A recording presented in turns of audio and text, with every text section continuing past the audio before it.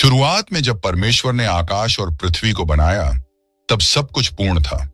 न कोई दुख था, न मृत्यु, न कोई पाप। हर तरफ जीवन, प्रकाश और आनंद फैला हुआ था।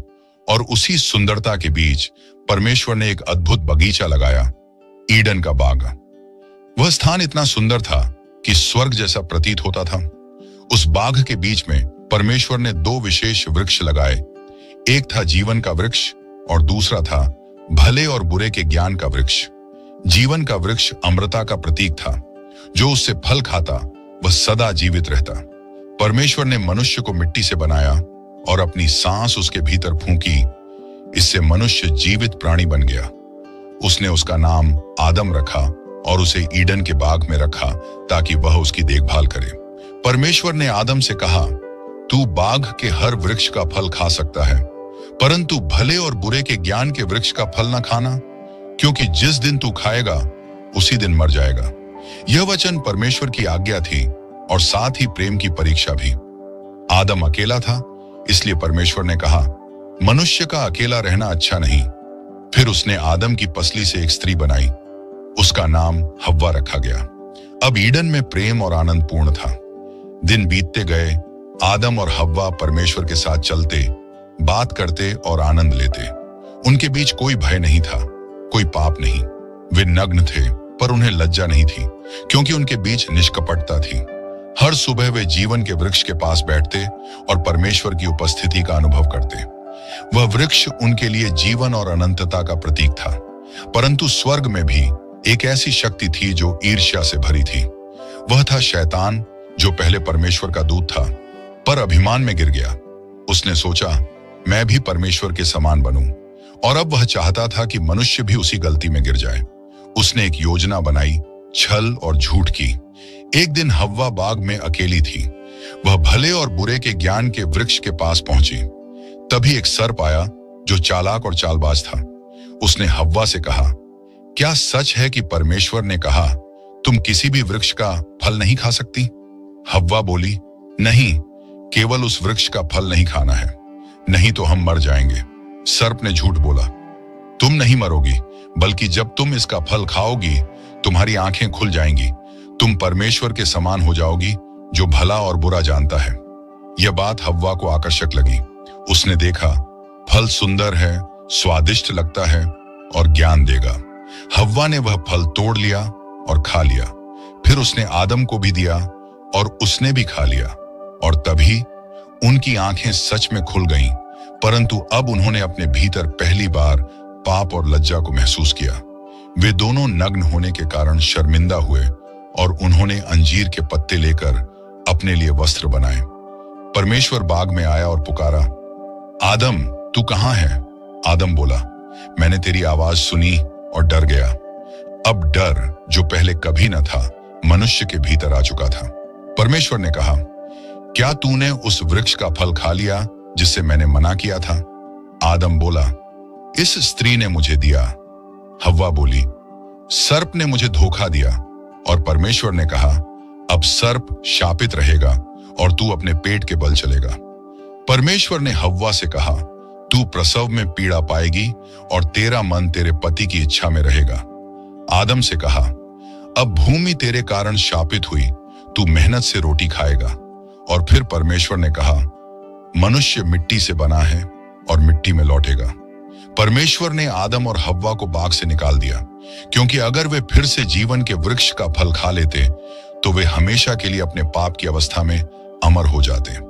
इसलिए परमेश्वर ने करूबों और जलती हुई तलवार को बाग के प्रवेश द्वार पर रखा, ताकि कोई फिर से वहां न जा सके।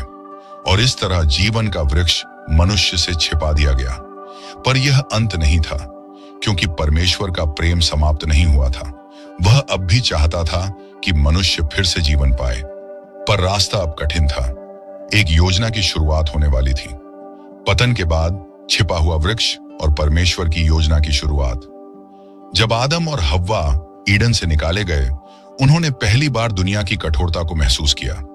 अब धरती पर कांटे और झाड़ियां ना उगती थीं। सूरज की गर्मी उन्हें झुलसा देती और ठंड उन्हें कंपा देती। पाप ने न केवल मनुष्य को बल्कि सृष्टि को भी घायल कर दिया था। परमेश्वर ने उन्हें पूरी तरह नहीं छोड़ा। उसने उन्हें पशु की खाल से वस्त्र बनाए, जो यह दिखाता था कि किसी निर्दोष के बलिदान से उनका पाप ढका गया। यह पहला संकेत था कि उद्धार खून के द्वारा आएगा। यह योजना धीरे धीरे इतिहास में प्रकट होनी थी। आदम और हव्वा ने संतानें पाई, कैन और हाबिल। दोनों परमेश्वर को बलिदान चढ़ाते थे, पर केवल हाबिल का बलिदान स्वीकार हुआ क्योंकि वह सच्चे हृदय से लाया गया था। कैन ने ईर्ष्या में अपने भाई को मार डाला। इस तरह पाप का जहर बढ़ता चला गया। अब मनुष्य धीरे धीरे परमेश्वर से दूर होता गया। दुनिया हिंसा और दुष्टता से भर गई, परंतु परमेश्वर का हृदय अब भी प्रेम से भरा था। वह किसी को ढूंढ रहा था जो उसका वचन माने, और उसने पाया नूह को परमेश्वर ने कहा, एक जहाज बना क्योंकि पृथ्वी पर जल प्रलय आने वाला है। नूह ने विश्वास से वह जहाज बनाया, जबकि लोग उसका मजाक उड़ाते थे। जब पानी बरसा, सब नष्ट हो गए, पर नूह और उसका परिवार बच गया। और उस दिन परमेश्वर ने एक इंद्रधनुष से वादा किया, मैं फिर ऐसा विनाश नहीं करूंगा। जल प्रलय के बाद पृथ्वी फिर से बसी, पर समय बीतते बीतते लोग फिर घमंड में भर गए। उन्होंने बाबेल का गुंबद बनाया ताकि स्वर्ग तक पहुंच सकें। परमेश्वर ने उनकी भाषाएं बदल दी और उन्हें चारों दिशाओं में बिखेर दिया। परमेश्वर की योजना फिर भी चलती रही। उसने एक व्यक्ति को चुना, अब्राहम, जो विश्वास से परमेश्वर की आवाज सुनकर अपना घर छोड़ दिया। परमेश्वर ने उससे कहा, तेरी संतान के द्वारा पृथ्वी की सब जातियां आशीष पाएंगी। यह वादा मसीह की ओर इशारा कर रहा था। समय बीतता गया और अब्राहम की संतानें एक महान राष्ट्र बनी, इजराइल। परमेश्वर ने मूसा को चुना ताकि वह अपने लोगों को मिस्र की दास्ता से छुड़ाए। लाल समुद्र दो भागों में बंट गया और इजराइल के लोग सूखी भूमि पर चले गए। हर घटना में परमेश्वर की उद्धार योजना दिखाई देती रही, परंतु जीवन का वृक्ष अब भी छिपा था। मूसा को सीनै पर्वत पर 10 आज्ञाएं दी गईं। वह नियम मनुष्य को पाप दिखाने के लिए था, ताकि वह परमेश्वर की दया की खोज करे। हर बलिदान, हर खून की बूंद उस महान बलिदान की ओर संकेत करती थी जो भविष्य में होने वाला था। जीवन का वृक्ष अब प्रतीक के रूप में हर वेदी में झलकता था। परमेश्वर का तंबू बनाया गया जहां उसकी उपस्थिति रहती थी। वहां एक दीपक, एक मेज और वाचा का संदूक था। हर वस्तु में मसीह का चित्र छिपा था। जीवन का वृक्ष अब छाया में था, पर उसका संदेश जीवित था। वह कह रहा था, मार्ग अब भी तैयार हो रहा है। भविष्य वक्ताओं ने आने वाले मसीह के बारे में कहा। यशायाह ने लिखा, वह घायल हुआ ताकि हम चंगे हों। दाऊद ने भजन में कहा, तू जीवन का मार्ग दिखाएगा। हर भविष्यवाणी एक ही रहस्य की ओर इशारा कर रही थी। जीवन का वृक्ष फिर से प्रकट होने वाला है। और फिर वर्षों बाद स्वर्ग से आवाज आई, देखो, कुंवारी गर्भवती होगी और पुत्र जन्म देगी। उसका नाम होगा यीशु। वह परमेश्वर का पुत्र, जीवन का स्रोत, जो खोए हुए मनुष्य को फिर से जीवन देने आया। यही था परमेश्वर की योजना का अगला चरण। जीवन का वृक्ष फिर से पृथ्वी पर उतर रहा था, पर अब पेड़ के रूप में नहीं, बल्कि एक व्यक्ति के रूप में, जो कहेगा, मैं मार्ग हूं, सत्य हूं और जीवन हूं। वह ही मनुष्य को फिर से उस जीवन तक पहुंचाएगा जो खो गया था। जीवन का वृक्ष अब छिपा नहीं था, बल्कि लोगों के बीच चल रहा था, पर लोग उसे पहचान न सके। उन्होंने उसी को ठुकरा दिया जिसे परमेश्वर ने भेजा था। फिर भी उसने कहा, मैं आया हूं ताकि उन्हें जीवन मिले और बहुतायत से मिले। यह जीवन वही था जो ईडन में खोया गया था। और इसी के साथ कहानी अब अगले भाग में मुड़ती है, जहां क्रूस पर चढ़ाया गया मसीह वास्तव में वही जीवन का वृक्ष साबित होगा, जिसका फल फिर से अनंत जीवन देगा। यहीं से जीवन के वृक्ष का रहस्य उजागर होने लगता है। समय पूरा हो चुका था। आकाश और पृथ्वी के बीच एक नई किरण फूटी। वह था यीशु मसीह, परमेश्वर का पुत्र। वह आया ताकि खोए हुए मनुष्य को फिर से जीवन दे। ईडन में जो जीवन वृक्ष छिप गया था, अब वह देह में चलने लगा था, लोगों के बीच प्रेम और करुणा के रूप में। यीशु ने न केवल बीमारों को चंगा किया, बल्कि पापियों को क्षमा भी दी। वह कहता था, मैं जीवन की रोटी हूं। उसका हर वचन मनुष्य के भीतर जीवन का बीज बो देता था। लोगों को एहसास हुआ कि यह वही वचन है जो आरंभ से था। जो भी उसके पास आता, वह नया जीवन पाता। किसी को दिखाई देता, किसी का हृदय बदल जाता। पाप में जकड़े लोग आजाद होने लगे। स्त्रियां जिन्हें समाज ने ठुकराया, वह उनके साथ बैठकर भोजन करता था। फरीसी और शास्त्री यह सब देखकर क्रोधित हुए। वे नहीं समझ पाए कि यह व्यक्ति कौन है जो पाप क्षमा करता है। उन्होंने कहा, यह तो परमेश्वर की निंदा करता है। पर यीशु ने कहा, मनुष्य का पुत्र पाप क्षमा करने का अधिकार रखता है। लोगों के सामने वही रहस्य खुलने लगा जो युगों से छिपा था। उसने कहा, मैं दाखलता हूं और तुम डालियां हो। जो मुझ में बना रहता है वह बहुत फल लाता है। यह वही वृक्ष था जिसका फल जीवन देता है।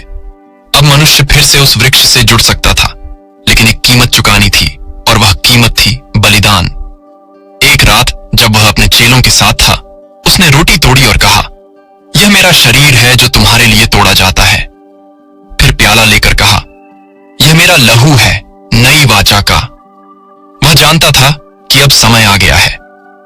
जीवन के वृक्ष को फिर से पवित्र खून से सींचा जाएगा। रात के अंधेरे में यहूदा ने उसे चूम कर धोखा दिया। सैनिकों ने उसे पकड़ लिया और झूठे आरोपों में बांध दिया। वह चुप रहा जैसे एक निर्दोष मेमना। लोग चिल्ला रहे थे, उसे क्रूस पर चढ़ाओ।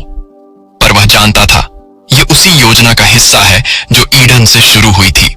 सुबह हुई और उसे गोलगोथा नामक स्थान पर ले जाया गया।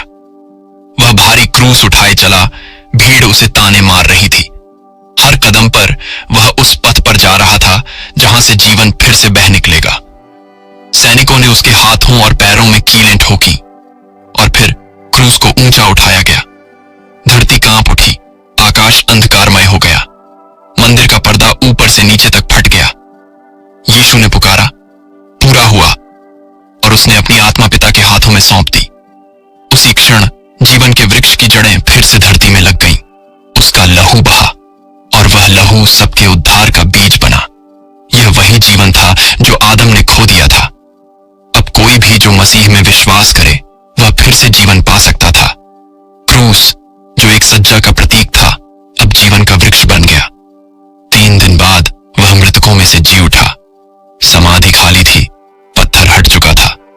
स्वर्गदूत ने कहा, वह यहां नहीं है, वह जी उठा है। मृत्यु पर उसकी विजय ने अनंत जीवन का द्वार खोल दिया। जीवन का वृक्ष अब पुनः जीवित था। जो पहले शाप था, अब वह आशीष बन गया। जो पहले पाप की सजा थी, अब वह उद्धार का मार्ग बना। यीशु ने कहा, जो मुझ पर विश्वास करेगा वह कभी नहीं मरेगा।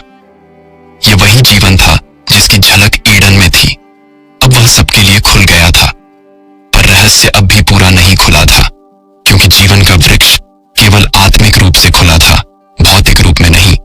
अब भी संसार में मृत्यु, पीड़ा और आंसू हैं। पर प्रकाशित वाक्य कहता है वह फिर आएगा, और जब वह फिर आएगा तब वह सब कुछ नया बना देगा। नई पृथ्वी, नया स्वर्ग, और वहां फिर से जीवन का वृक्ष खड़ा होगा। वह वृक्ष जिसके फल 12 प्रकार के होंगे और जिसकी पत्तियां राष्ट्रों के चंगाई के लिए होंगी। यह वही वृक्ष है जो शुरुआत से अंत तक परमेश्वर की योजना का केंद्र था। अब सवाल यह है, क्या हम उस वृक्ष के फल के लिए तैयार हैं? क्योंकि वहां प्रवेश वही पाएगा जो मसीह के लहू से धोया गया है। वह दिन आने वाला है जब जीवन का वृक्ष फिर से खुलेगा और हर विश्वास करने वाला उसमें भागी होगा। यीशु का क्रूस पर बलिदान इतिहास की एक घटना नहीं, बल्कि एक अनंत शक्ति का स्रोत है। आज भी जो कोई मसीह पर विश्वास करता है वह उस जीवन वृक्ष की डाल से जुड़ जाता है। वह वृक्ष अब मनुष्य के हृदय में उगता है, आत्मा के रूप में। प्रेरित पौलुस ने कहा, अब मैं नहीं, मसीह मुझ में जीवित है। यह वही रहस्य है जब आत्मा का जीवन हमारे भीतर जागृत होता है। जैसे किसी